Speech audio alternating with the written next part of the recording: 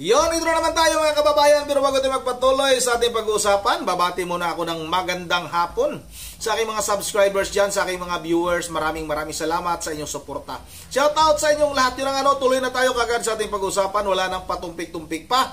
Ito'y tungkol na naman kay Epipanyo Labrador, ang vlogger na nagtapang-tapangan, ngunit ang katotohanan ay supot naman. Yun ang mga kababayan, talagang hindi titigil itong supot na ito sa kakapanira, sa pamunuan ng Iglesia ni Cristo. At kay dating Pangulong Duterte, kay Vice President Sara Duterte, at sa lahat ng mga kaalyado ni dating Pangulong Duterte. Gusto talaga niyang sirain.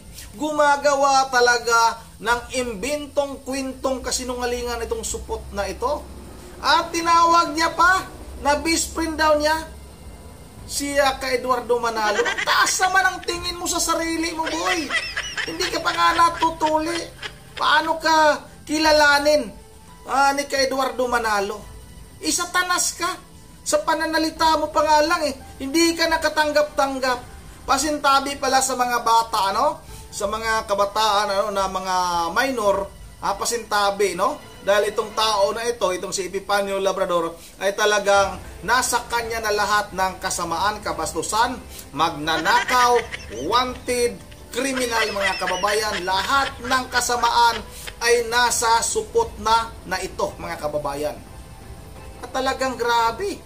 Ngayon na naman, gumawa na naman ng kwento na itong pamunuan ng Iglesia ni Cristo at si dating Pangulong Duterte ay gusto daw na ibigay itong Pilipinas sa China.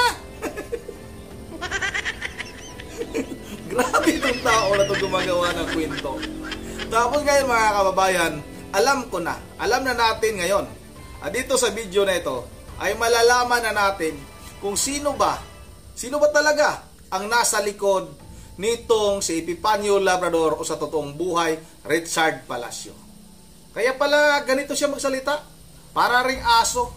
Kasi nga, yung kanyang amo pala, ay aso din pala. Asong si Trilling. Kung naalala nyo mga kababayan, may nakakilala pa ba nito? Itong si Antonio Trillanes. Yung senador natin na naihi sa saluwal. Yung nagnakaw ng kutsara sa peninsula. Yung nag-aklas laban sa ating pamahalaan. Yung napakatapang na magsalita.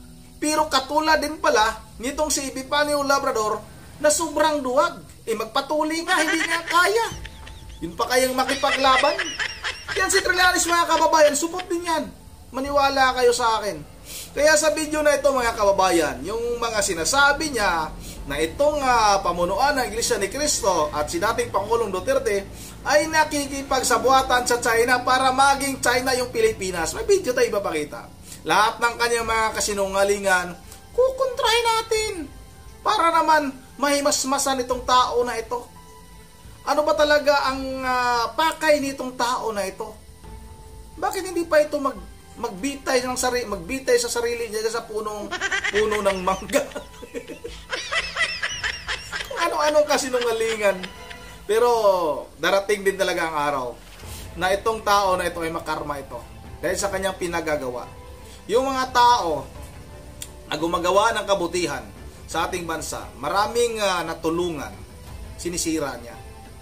Samantalang siya, wanted, magnanakaw, may sinabi pa siya, hindi ko alam to na siya na rin nagbanggit nito, na may ginahasa daw na ibinibintang sa kanya. Baka totoo din naman. Kasi nga, bakit ka lagi nakatakip ng mukha ka? Pindot kang supot ka. Nanggigigil ako sa'yo, lalamutakin ko yung mukha mo. Bakit ka lagi nakatakip ng mukha kung wala ka talagang kaso? Kung hindi ka talaga takot? Kung matabang ka talaga, siya, buksan mo nga yung pismas mo. Na wala nang palit-palit, nanggigigil talaga ako sa'yo. Lamutakin ko talaga ang uso mo. Epipanyo ka. Yun na nga mga kababayan, Huwag na natin itong patagalin. Panoorin natin itong kasinungalingan ni Epipanyo Labrador, ang vlogger na nagtapang-tapangan, ngunit ang katotohanan ay supot naman. Ito na mga kababayan, sabay-sabay natin itong panoorin. Bayan.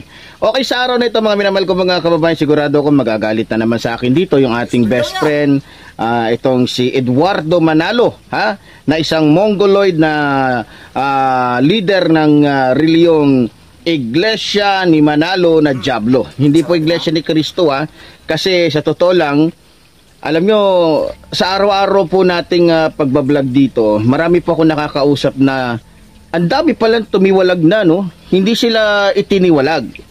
Sa aking pagkakaalam, maraming tumitiwalag, hindi itiniwalag. No?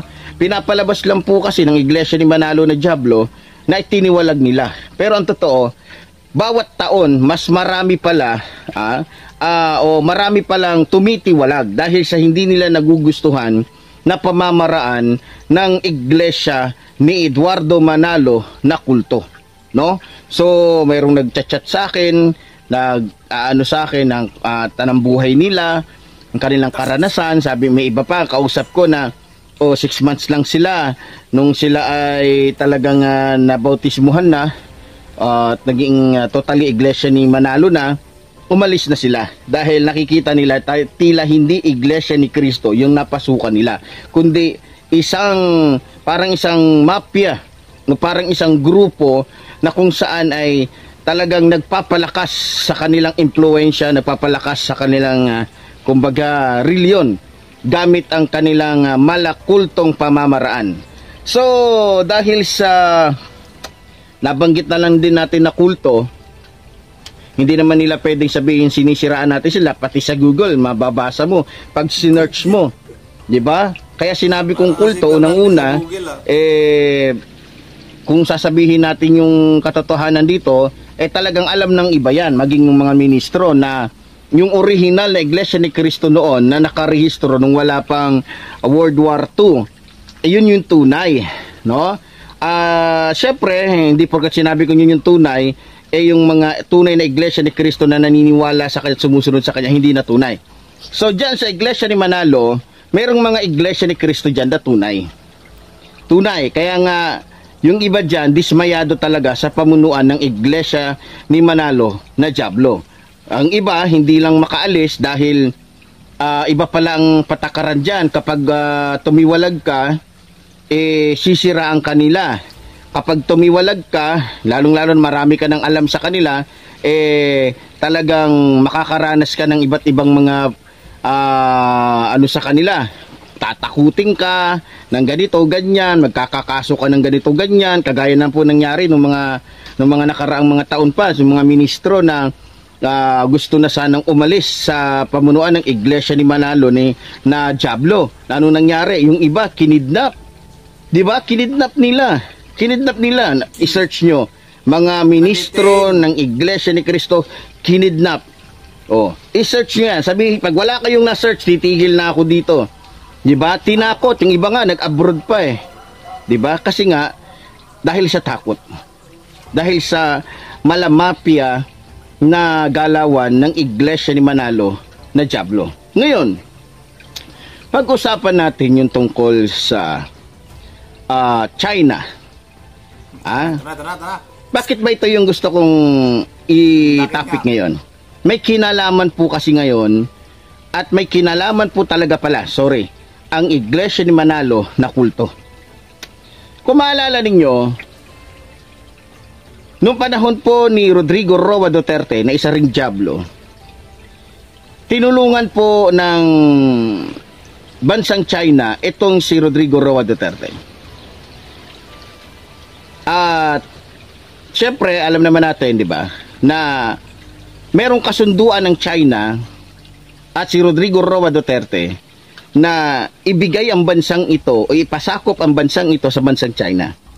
Pero hindi po nagtagumpay si Rodrigo Roa Duterte dahil binuking po siya agad. Agad siyang ibinuking, isa na po sa nagbuking sa kanya si Senador Antonio Trillanes na tumatakbo ngayong mayor ng Caloocan City, na kung saan mahal na mahal ng mga taga Caloocan bagamat hindi siya taga doon. Dahil alam nila na itong ating minamahal na Senador Antonio Trillanes ay totoong makatao, makabansa. at talagang mayroong paninindigan.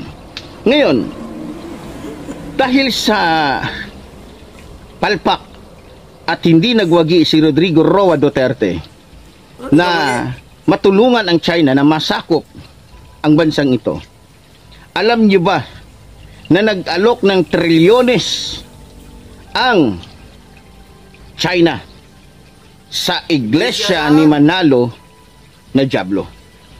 Ngayon, bakit ba ang iglesia ni Manalo ang gustong bakit ba ang iglesia ni Manalo ang nilapitan ng China para ituloy yung kanilang plano na sakupin tayo? Kasi ganito.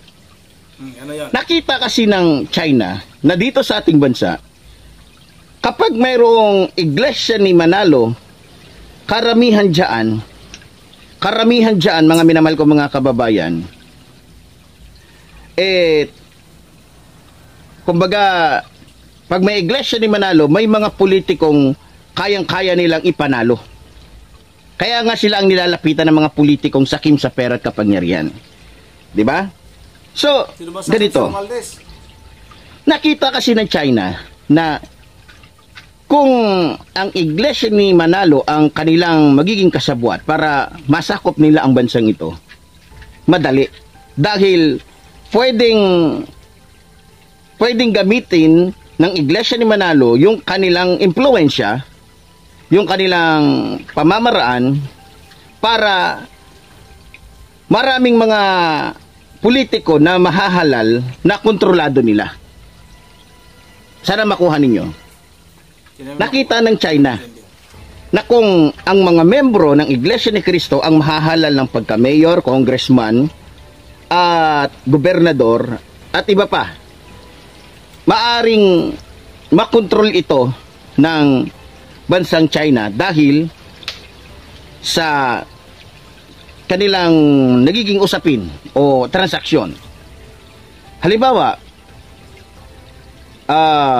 kapag ang mga tao ng Iglesia ni Cristo katulad ni Marcoleta, congressman, tatakbo ng senador, ayon sa akin nakalap na impormasyon, tutulungan ng China, babudgetan ng China itong mga politiko na under o nasa ilalim ng kapangyarihan ni Eduardo Manalo, katulad ni Marcoleta at ang iba pang mga politiko na membro ng Iglesia ni Manalo.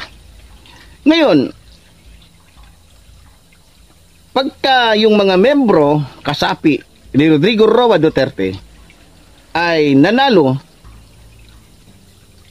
mas mapapalakas ngayon yung puwersa ng China dahil sa nagtutulungan na ngayon si Rodrigo Roa Duterte at yung reliyong kulto ni Eduardo Manalo. Pag napalakas nila yan, yung mga kalyado ni Duterte nalagay sa mga posisyon, yung mga tao o mga membro ng Iglesia ni Cristo nalagay sa posisyon, madali na para sa kanila na ibigay sa China itong bansa natin o ipasakop sa China itong bansa natin. Dahil kung hindi po ako nagkakamali, talagang may malalim na usapin itong si Rodrigo Roa Duterte at si Eduardo Manalo na kung saan kinukumbinsi ni Duterte itong si Eduardo Manalo na tulungan sila maging ang bansang China na masakop ang bansang ito.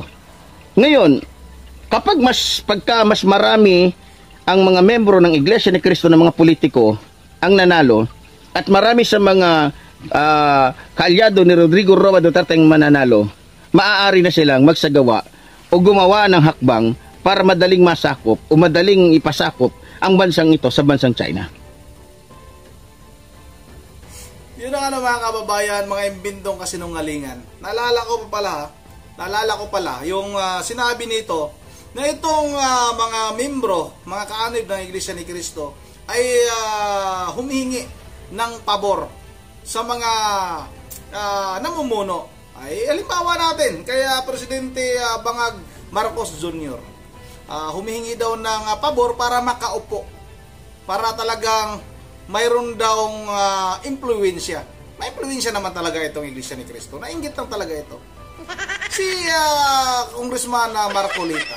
Di ba mga mga kababayan, inalok ng posisyon ni Pangulong Marcos Jr. Bangag bilang isang DOJ Secretary. Pero tinanggihan ni Congressman Marcolita. Kaya ikaw, Richard Palacio, sobrang sinungaling mo. Mismo na nga si Congressman Marcolita, 3 posisyon yun mga kababayan. Pero inayawan, tinanggihan ni Congressman Marcolita. Ibig sabihin, ang mga membro ng Iglesia ni Cristo ay hindi sakim sa posisyon. Dahil nga sila nga mismo, inayawan nila. Kaya wala kang maibigay na halimbawa ikaw hindot ka eh. At dito mga kababayan, yung sinabi niya na itong si Trillanes ang nakabuking nitong kay dating Pangulong Duterte para daw itong ating bansang Pilipinas ay ipasakop sa bansang China. Ito talaga ang malinaw. Itong malinaw na sinungaling talaga ito. Yun na nga mga kababayan, dito natin mapatunayan na itong si Epifanio Labrador o sa totoong buhay, Richard Palacio ay katulad ni Trillanes mga kababayan na sinungaling. Sila yung gumawa ng kasamaan tapos ibabato nila ngayon sa iba. Katulad nung pakikipagsabuatan sa China.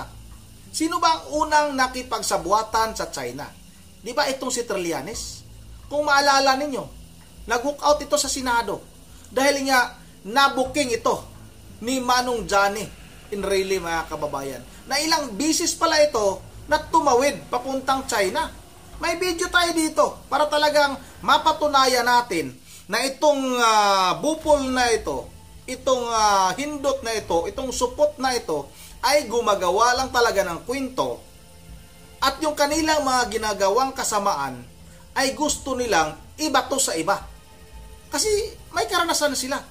Kaya mabilis silang makagawa ng mga kasinungalingang imbento mga kababayan. Tulad nito, ito panoorin natin ito para mapahiya itong supot na ito. Ito mga kababayan, ito, panoorin natin ito. Kung maalala niyo yan. Kainitan po kahapon si Senate President Juan Ponce Enrile at ang first-term senator na si Senator Antonio Trillanes IV sa plenaryo.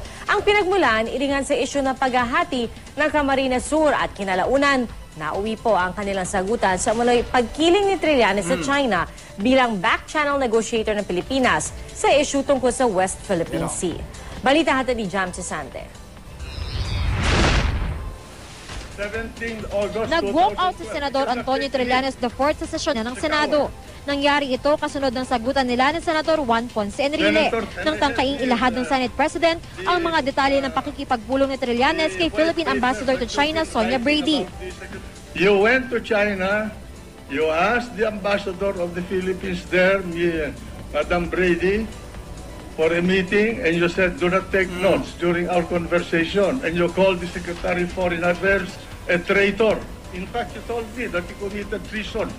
Yes, it was an executive session and we're not supposed to And I divulge will what's read, happening in you want, I will read into the record your conversation with Brady But it's and his supposed notes to the Department of Foreign it's Affairs. supposed to be a confidential matter. Yes, but there's nothing confidential. Even in the executive meeting, cabinet meeting, in the cabinet meeting in Malacanang, Mr. President, I will refuse to answer it. Yeah. I do not want to discuss Pinusisa ni Enrile ang papel ni Trillanes sa isyu ng West Philippine Sea. Matapos batikusin ng first termer na si Trillanes ang pamumuno ng veteranong mambabatas. Gusto ko happy ka. Iyan po ang campaign slogan ng ating Senate President. Pero nakakalungkot, sa pagpatakbo ng Senado, malayo ito sa katotohanan. Kasi po, ang kalakaran talaga dito ay kung gusto ko, isasagasa ko, kung ayaw ko, uupuan ko. Ang tinutukoy ni Trillanes ay ang pagtutulak umano ni Enrile na agarang maipasa ang panukalang hatiin ng Camarines Sur para lumikha ng bagong probinsya ng Nueva Camarines. Naanyay sa pangungumbinsi umano ni dating Pangulong Gloria Macapagal Arroyo. I have lost trust, faith, and confidence in Senator Enrile's capability to lead the Senate along the path consistent with the reform agenda that I espouse.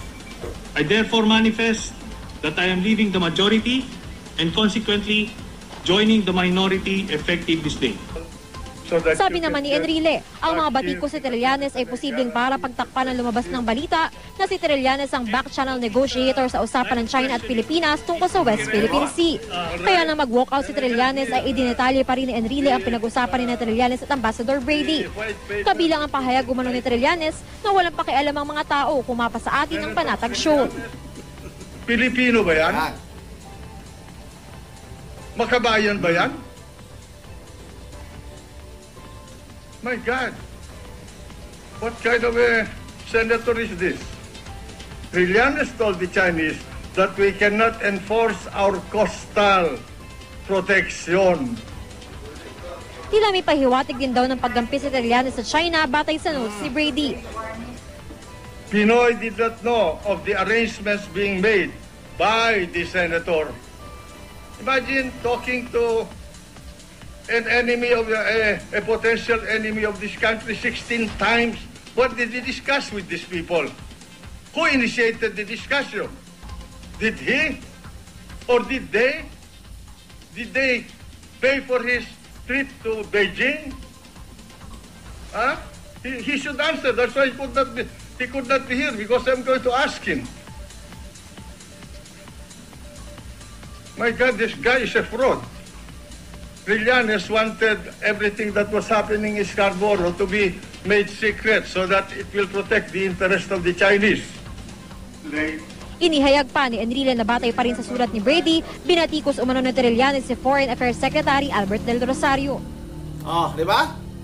Patayin muna natin to. Oh, di ba mga kababayan? Malinaw na malinaw.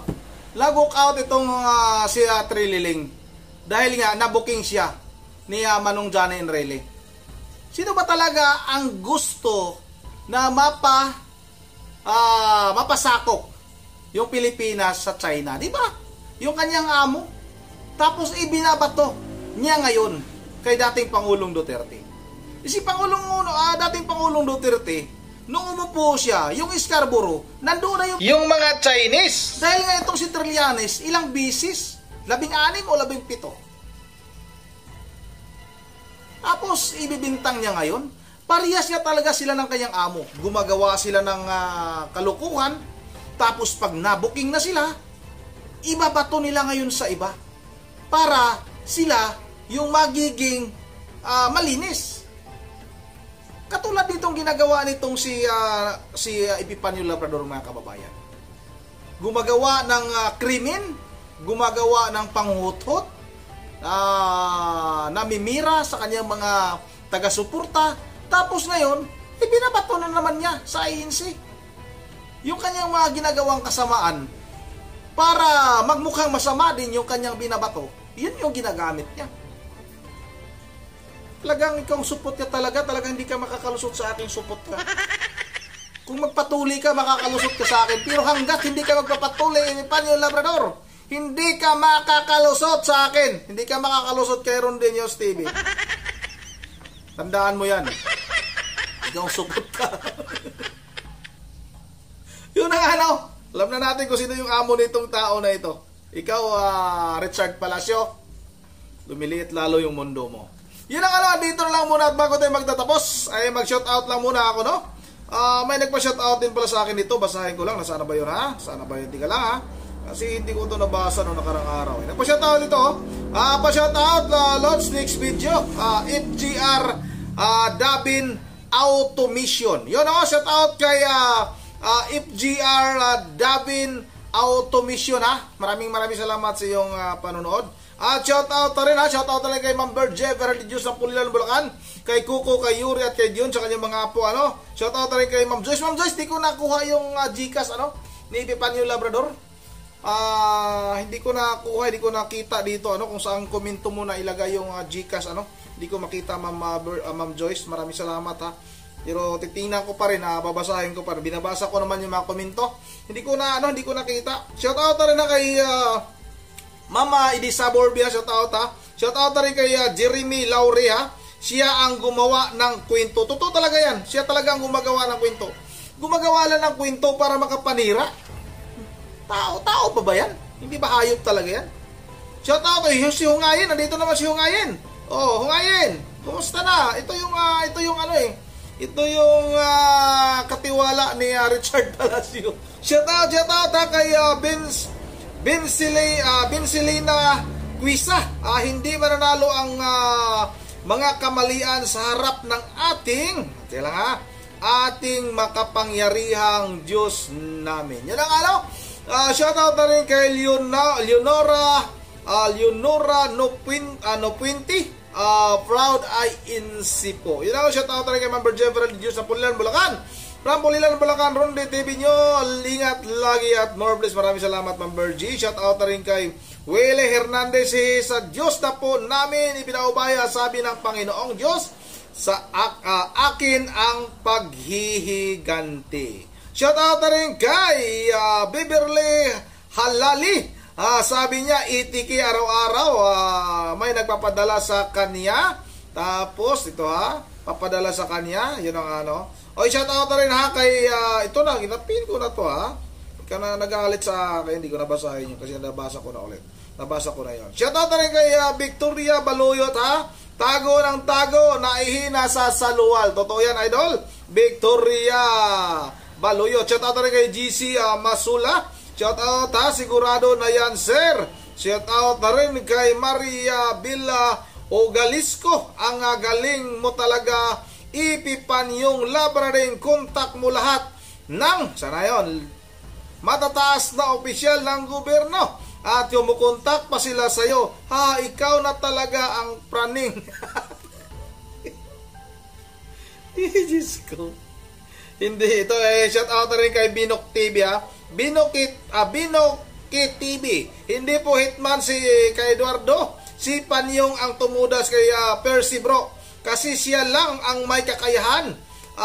Dahil siya ang may baril hitman at binabayaran siya. Ito ang dapat ikalat dahil may proof na hitman siya. Wala iba kundi si Labrador tumudas kay Percy Lapid. Mamamatay tao si Labrador, patay gutom, hitman, bayaran, magnanakaw. Magnanakaw talaga yan, totoo yan. Yun ang dito lang muna. Once again, this is Ronde TV mo. Ingat tayo lahat. God bless bawat isa sa atin.